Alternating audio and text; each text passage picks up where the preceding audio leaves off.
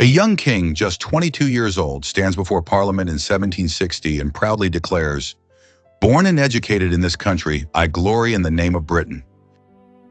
He is the first Hanoverian monarch truly English at heart. No thick German accent, no longing for distant electorates. He promises a new era of patriotic rule, moral leadership, and devotion to his people.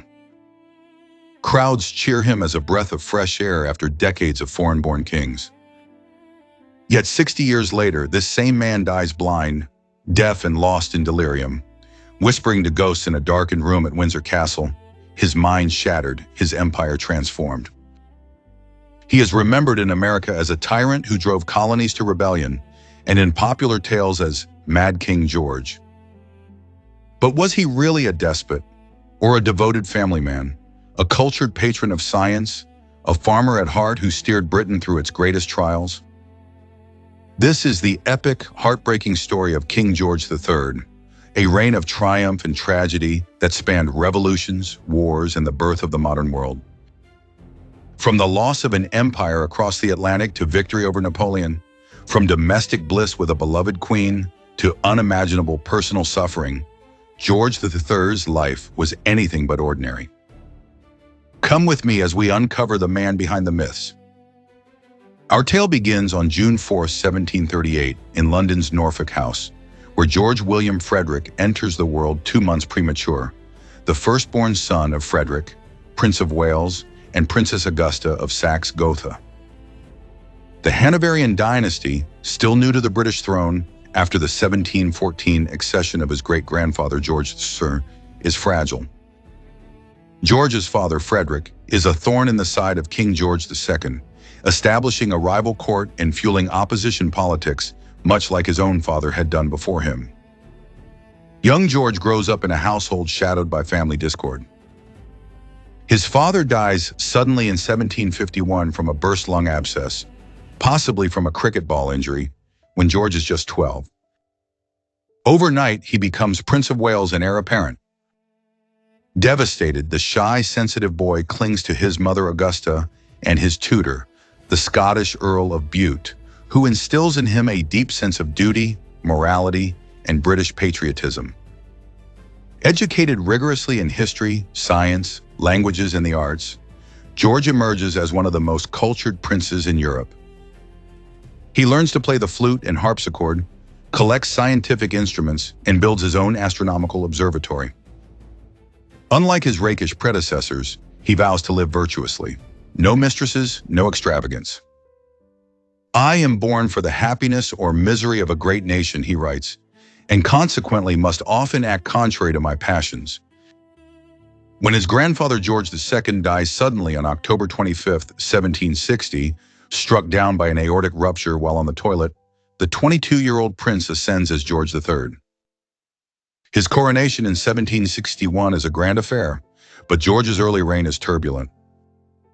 The 7 Years' War rages, and though Britain triumphs under William Pitt the Elder, gaining Canada, Florida, and dominance in India, the costs are immense. George, influenced by Bute, seeks peace and dismisses Pitt, earning accusations of favoritism. To symbolize his British identity, he quickly marries. On September 8, 1761, just hours after meeting her, he weds 17-year-old Princess Sophia Charlotte of Mecklenburg-Strelitz, a minor German princess chosen for her lack of political ambition. Their marriage proves extraordinarily happy, a rare devoted partnership in royal history. Charlotte, intelligent and frugal, becomes his confidant. Over 22 years, she bears 15 children, 9 sons and 6 daughters, an astonishing family that fills the palaces with life, but also brings heartache. The 1760s and 1770s are dominated by the American crisis. Britain, burdened by war debt, seeks revenue from the colonies. Measures like the Stamp Act 1765 and Townshend duties provoke outrage. No taxation without representation. George believes firmly in parliamentary sovereignty and supports coercive policies, viewing rebellion as treason. He is no micromanaging tyrant. Ministers like Lord North drive policy. But the king refuses compromise, prolonging the war even after defeats like Saratoga in 1777. The Boston Tea Party in 1773, colonists disguised as Indians dumping tea in protest, infuriates him. The intolerable acts follow, closing Boston's port. War erupts at Lexington and Concord in 1775. The Declaration of Independence in 1776 lists 27 grievances against the king personally, branding him a tyrant unfit for free people. George reads it with dismay, but vows never to recognize independence. The war drags on 8 grueling years. British victories early on give way to stalemate. French and Spanish entry tips the balance. Yorktown in 1781 seals defeat, Cornwallis surrenders. George drafts an abdication letter, heartbroken. America is lost. Yet he stays, accepting peace in 1783. 13 colonies gone, but Britain retains Canada and pivots to India and Asia. The loss haunts him, but it also refocuses the empire. Meanwhile, domestic life flourishes.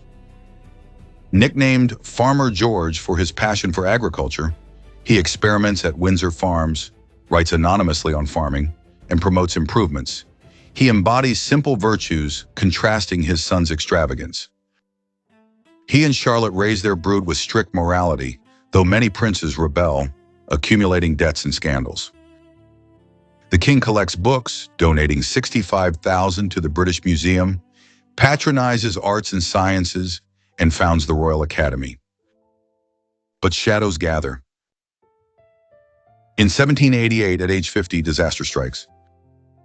Abdominal pain, insomnia, racing thoughts, delirium. George rants incoherently, foams at the mouth, assaults attendants.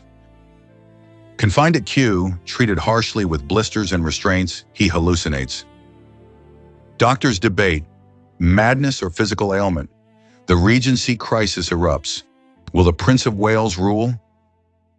Parliament argues powers, the prince schemes. Miraculously, George recovers in 1789, greeted with national rejoicing. Bells ring, he resumes duties more popular than ever. He guides Britain through the French Revolution's terror, 1793 and Napoleonic Wars. Horrified by regicide, he rallies against revolutionary France. Coalitions form and fracture. Britain stands alone after 1800. Trafalgar, 1805, secures seas, subsidies fund allies. George symbolizes resistance, though ministers like Pitt the Younger and Liverpool lead. Abolition of slave trade in 1807, a moral triumph he supports. Brief illnesses recur in 1801 and 1804, but the final blow comes in 1810. Grief over beloved daughter Amelia's death from tuberculosis triggers permanent breakdown. Blind from cataracts, increasingly deaf, he descends into dementia, talking endlessly, believing himself in past glories. The Regency Act 1811 installs the Prince of Wales as regent. George lives secluded at Windsor, cared for devotedly by Charlotte until her death in 1818, he unaware. On January 29, 1820, after 59 years on the throne, the longest male reign until recent times, George III dies peacefully, blind, deaf, demented. Buried in St. George's Chapel, he leaves a transformed Britain, victorious over Napoleon, Waterloo 1815 under Regency, industrializing, abolishing slavery's trade, united with Ireland 1801. Was he tyrant or tragic hero? Modern eyes see a constitutional monarch who accepted limits, a family man shattered by illness, likely bipolar disorder with manic episodes, not porphyria as once thought. He lost America but preserved the empire's core, embodying stability amid chaos. In the end, George III bridged old monarchy and modern nation. A king who gloried in Britain, suffered for it, and shaped its destiny. His story warns of power's fragility, illness as cruelty, and resilience as triumph. From youthful promise to shadowed twilight, he was above all human, a father, a farmer, a fighter whose legacy endures in the world we inherited. If you've been captivated by the triumphs, tragedies, and untold truths of King George III's extraordinary reign, from the loss of America to victory over Napoleon, in the heartbreaking shadow of madness, Then hit that like button to let me know. Subscribe and turn on notifications so you never miss the next deep dive into history's most fascinating figures. We're just getting started. More warrior kings, forgotten queens, epic battles, and the dramatic stories that shaped our world are coming soon. Which monarch or historical event should we explore next? Drop your suggestions in the comments below. I read everyone. Thank you for watching, and I'll see you in the next chapter of history.